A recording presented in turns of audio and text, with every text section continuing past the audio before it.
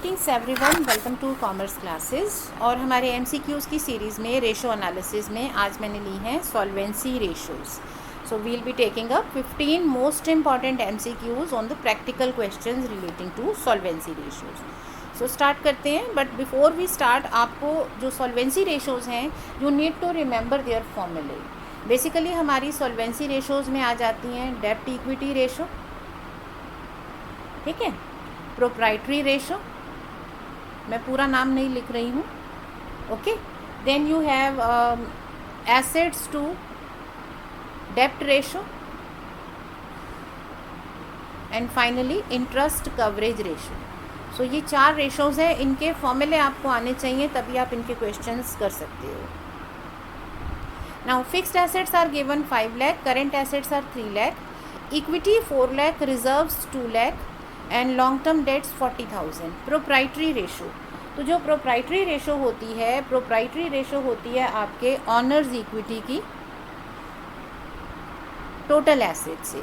मतलब ये रेशो हमें ये बताती है कि टोटल एसेट्स में से कितना प्रोपोर्शन ऑनर्स का है, ठीक है। सो आपके टोटल एसेट्स हैं 5 लाख प्लस 3 लाख 8 लाख, और ऑनर्स इक्विटी में ऑनर्स की कैपिटल, ऑनर्स के प्रॉफिट्स, रिजर्व सारे आते हैं। सो ऑनर की कैपिटल है 4 लाख प्लस 2 लाख 6 लाख, ओके। सो 6 लाख इंटू 100, ये हो गया आपका सॉल्व करके 75%। अब इसमें मैं पूरे फॉर्मूले नहीं लिख रही हूँ कि ऑनर्स इक्विटी का फॉर्मूला लिखूँ, उसे सॉल्व करूँ, टोटल एसेट्स लिखूँ। रीज़न बीइंग एमसीक्यूज़ है, एमसीक्यू में हमें सिर्फ आंसर पे टिक करना है, तो हमें शॉर्टकट में अपना आंसर निकालना होता है। नेक्स्ट है on the basis of following data debt equity ratio of a company will be. तो कंपनी की डेट इक्विटी रेशो, अब जो डेट इक्विटी रेशो होती है this is the ratio of debt to equity. Debt का मतलब होता है long term debts. So long term debts देखो आपके पास कितने हैं, लॉन्ग टर्म डेट्स में सिर्फ डिबेंचर्स आ रहे हैं, कितना 3,20,000, ओके। अब इक्विटी का मतलब है ऑनर्स का पैसा। सो ऑनर्स ने बिजनेस में कैपिटल लगाई है, you have their profits and reserves and you have accumulated expenses और लॉसेस। सो ऑनर की इक्विटी क्या होगी, उनकी कैपिटल प्लस उनके profits and reserves minus expenses and losses.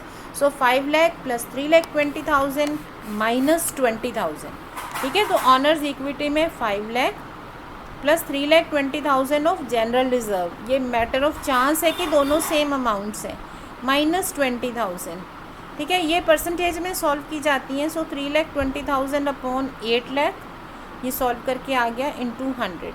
अब इसे आप सॉल्व कर दो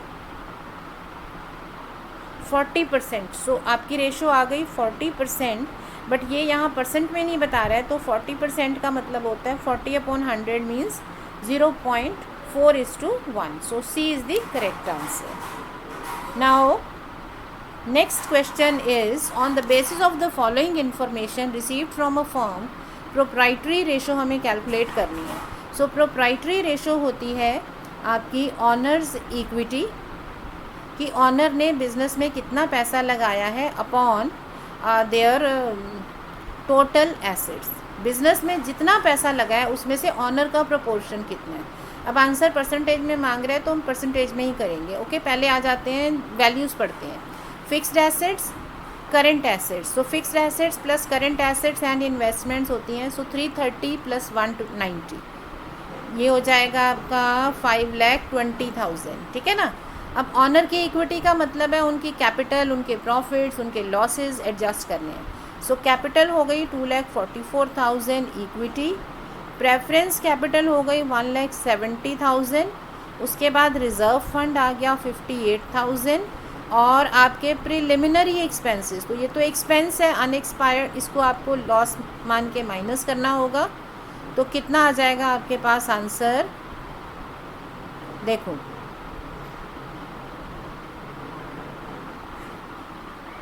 4,42,000, ओके। सो अब इसे सॉल्व कर लेते हैं, आपका आंसर आ जाएगा सो 4420, और इसको 52 से डिवाइड करना है, यहीं पे कर लें 13, 4 से मैंने कैंसिल किया है, ठीक है।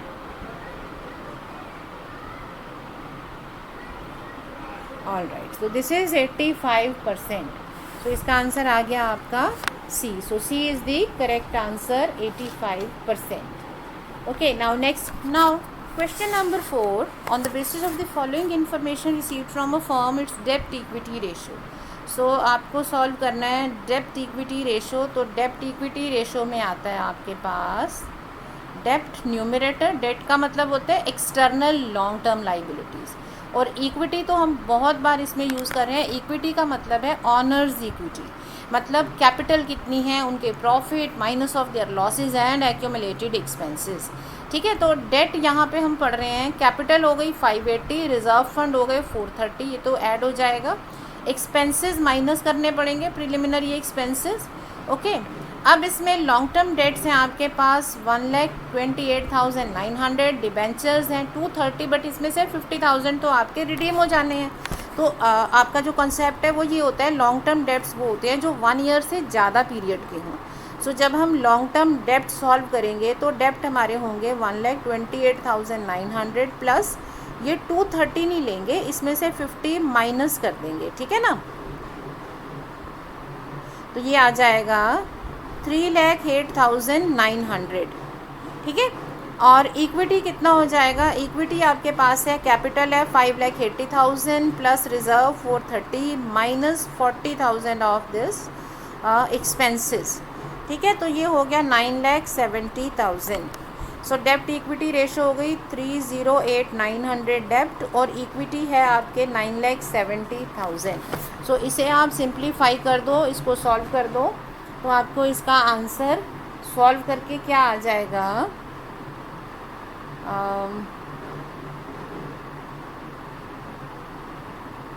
0.32:1. ठीक है, सो ये आ गया आपका फोर्थ का answer D. Question number 5. On the basis of the following data calculate proprietary ratio of the company. तो जो प्रोप्राइटरी रेशो होती है ये होती है आपके owners equity upon total assets. ठीक है ना, अब ऑनर की इक्विटी तो हमें दिख रही है, इक्विटी कैपिटल है 6 लाख की, और उनके प्रॉफिट लॉसेस में डेबिट बैलेंस है. डेबिट बैलेंस का मतलब होता है लॉस माइनस करना पड़ेगा. तो 6 लाख में से 40,000 माइनस कर दिया तो इक्विटी आ गई आपकी 5,60,000. ठीक है, अब आपका डिनोमिनेटर इसमें है total assets. So when we look at the question, हमें तो एसेट्स दी ही नहीं है.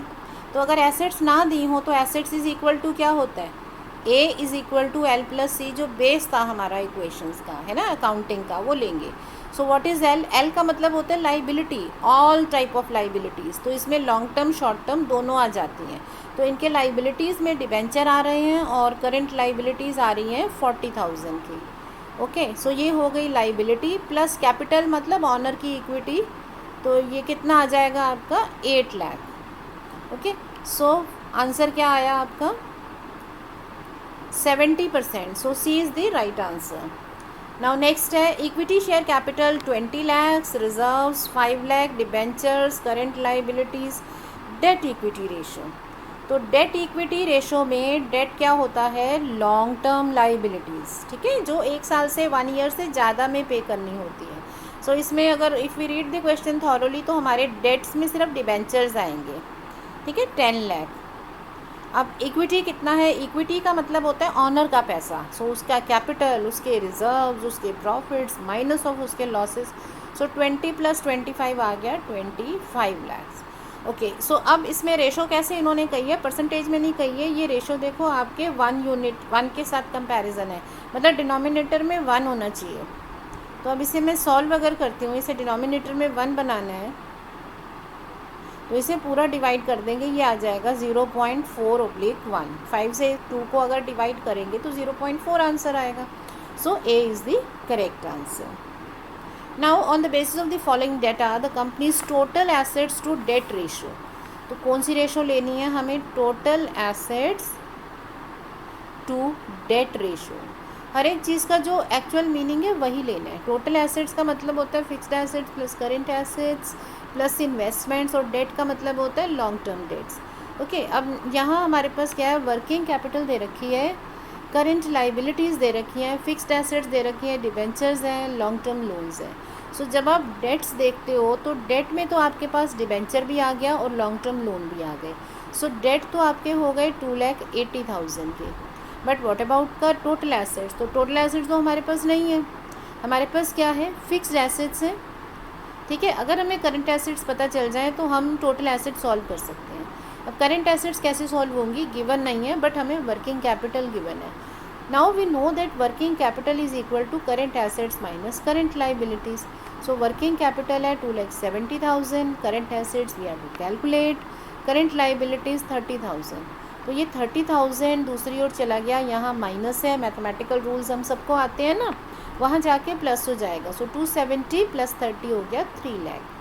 सो आपके पास आ गया total assets to debt ratio 3 lakh upon 2,80,000। अब जब हम इसको सॉल्व करेंगे देखो तो ये 30/28 आ रहे हैं। अब this is somewhere more than 1। 28 को अगर 1 से करते तो ऊपर 28 होना चाहिए था, तो सिंगल 1:1 रेशो होती, तो ये 1 से ज़्यादा है। बट इन एनी केस ये डबल नहीं है, इट इज़ नॉट 2:1। मैं बिना सॉल्व किए भी कह सकती हूँ कि ये 1.something/1 होनी चाहिए रेशो, है ना।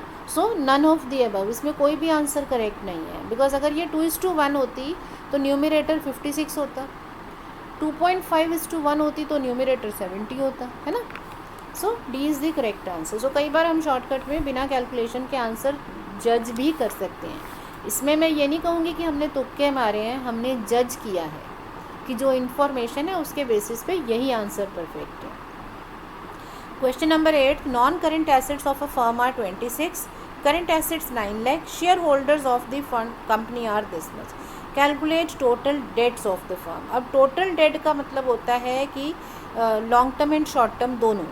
सो टोटल डेट्स मतलब टोटल लाइबिलिटीज़, तो हमें लाइबिलिटी सॉल्व करनी है। वी ऑल नो हमारी अकाउंट्स की सबसे बेसिक इक्वेशन होती है A is equal to L plus C, जिसमें हमें ये L सॉल्व करना है। So what is A? Assets 26 plus 9 lakh 35 lakh, liability हमें नहीं पता, शेयर होल्डर्स फंड्स मतलब इक्विटी या कैपिटल 21,50,000। तो अब ये प्लस उधर चला गया माइनस, तो लाइबिलिटी आ गई 35 माइनस 21,15,000, तो ये आ गया 13,50,000। So B is the correct answer. Now from the following information calculate proprietary ratio. Proprietary ratio होती है owners equity upon total assets, है ना। प्रोप्राइटर का कितना हिस्सा है परसेंटेज में। Okay, so what is owners equity? Owner की कैपिटल, ऑनर के प्रॉफिट माइनस ऑफ लॉसेस, तो 5 लाख प्लस 3 लाख, ऑनर की इक्विटी हो गई 8 lakh. Now what about the total assets? So total assets में नॉन करेंट एसेट्स दे रखी हैं 22 lakh and current assets 10 lakh. So 32 lakh हो गया, इंटू 100 सॉल्व किया, so 25% is the answer. D is the correct answer. Number 10, on the basis of the information calculate proprietary ratio. So we know that proprietary ratio is the ratio of owner's equity upon total assets, right? So we are given fixed assets, देखो fixed assets है और current assets नहीं दे रखी है, तो मैं current liabilities और working capital दे रखी है। सो वी नो कि वर्किंग कैपिटल होती है current assets minus current liabilities. Working capital हो गई 3,20,000, current assets are not given, current liability 140।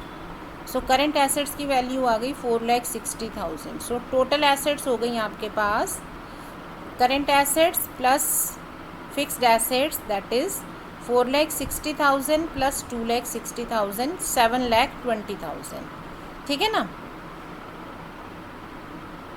अब ऑनर्स इक्विटी, ऑनर्स इक्विटी के लिए हमें कैपिटल वगैरह दी होनी चाहिए थी, but we are not given, तो हमें ये पता है A is equal to L plus C।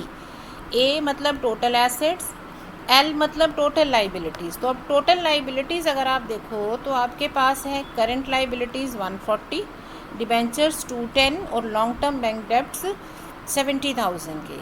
So total liability कितनी हो गई आपकी 4,20,000 की प्लस कैपिटल, तो कैपिटल की वैल्यू आ गई 3 lakh. Okay, so owners equity to total assets जो प्रोप्राइटरी रेशो है वो हमारी कितनी आ जाएगी? अब आप इसको सॉल्व कर लो।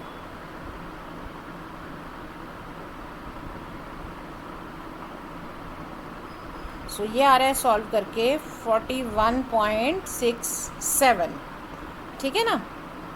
सो हमारा आंसर आ गया A. So A is the right answer. So कई बार इस तरह के वर्ड से जो फ्रैक्शनल अमाउंट्स आते हैं तो बच्चे कंफ्यूज हो जाते हैं कि कहीं हमने कुछ गलती तो नहीं कर दी। आंसर कैसा भी आ सकता है, ठीक है। नाउ नेक्स्ट क्वेश्चन है, on the basis of the following calculate interest coverage ratio.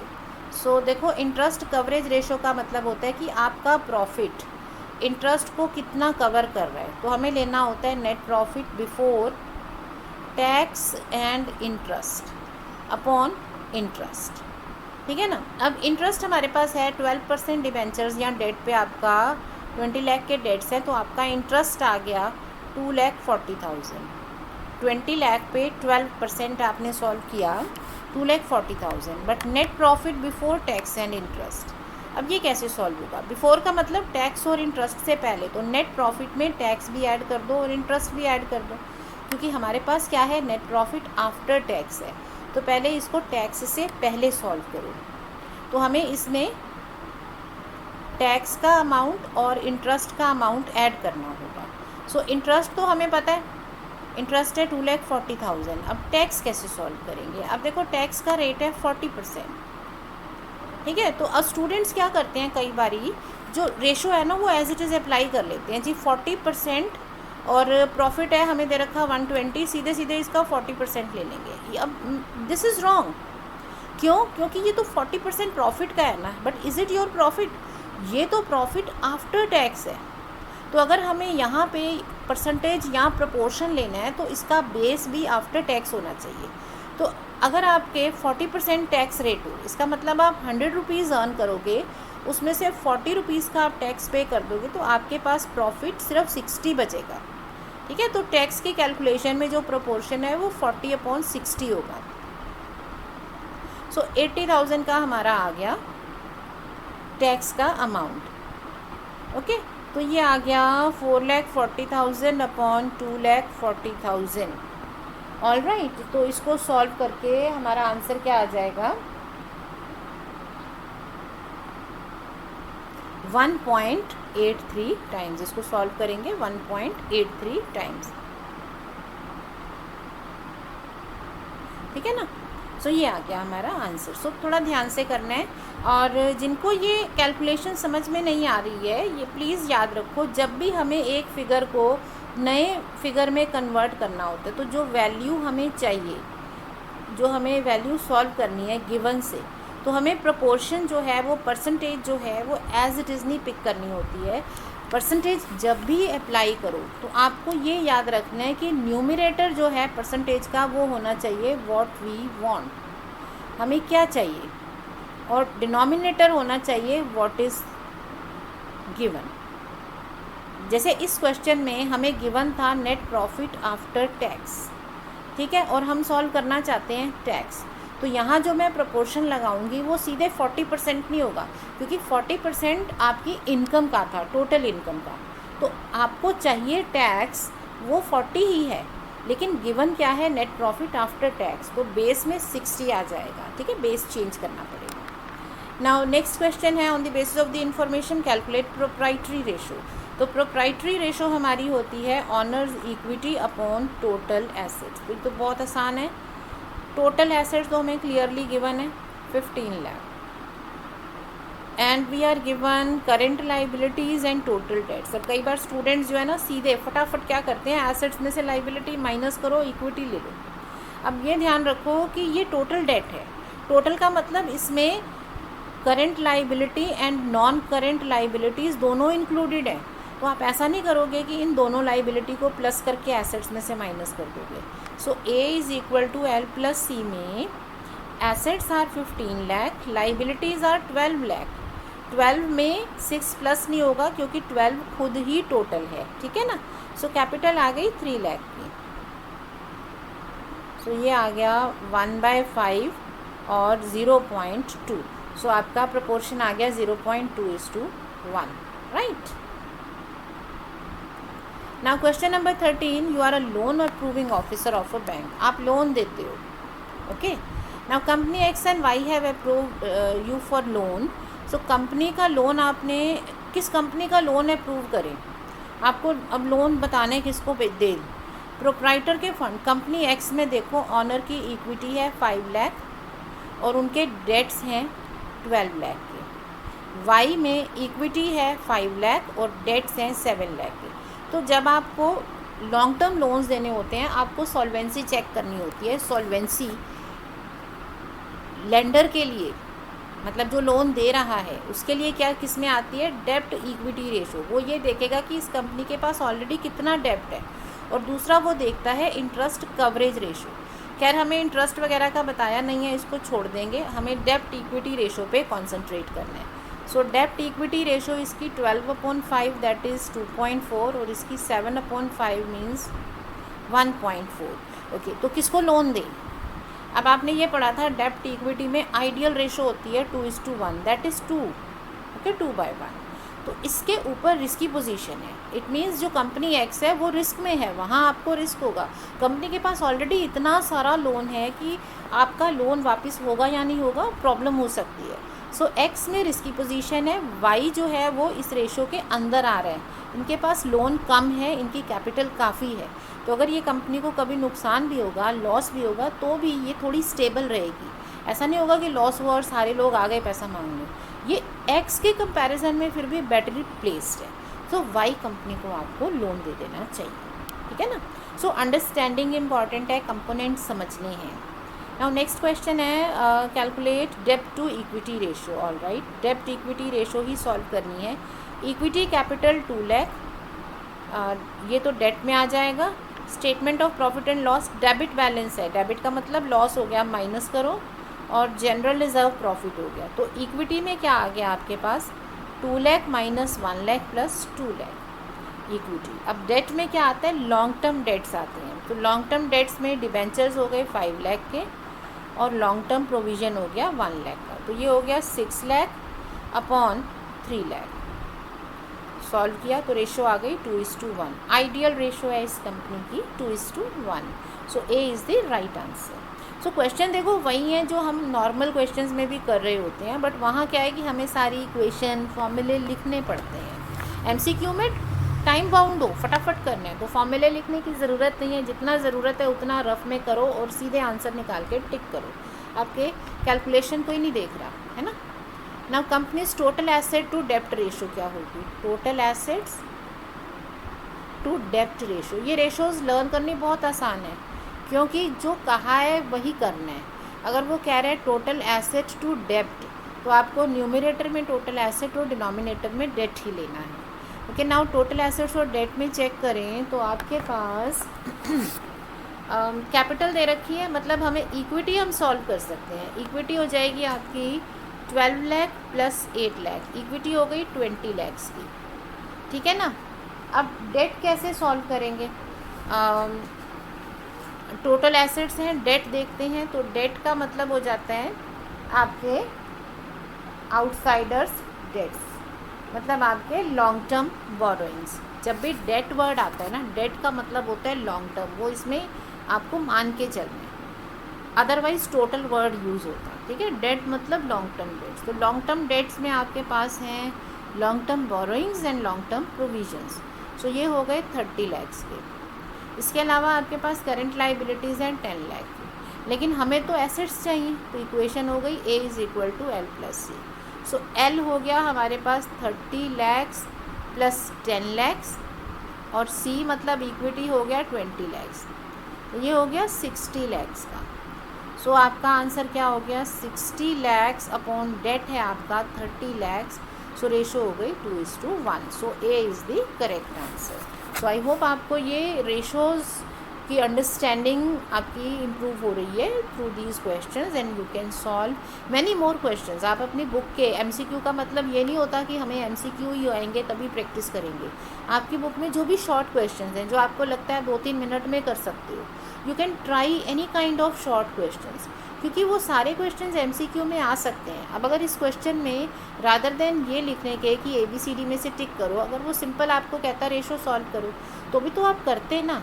MCQ में बस क्या है, हमें 4 आंसर दे रखे हैं, हमें एक को टिक कर देना जो सही होगा। सो सभी क्वेश्चंस की प्रैक्टिस, शॉर्ट क्वेश्चंस की प्रैक्टिस आपको करनी पड़ेगी। So stay learning and practicing, stay smiling. Thank you.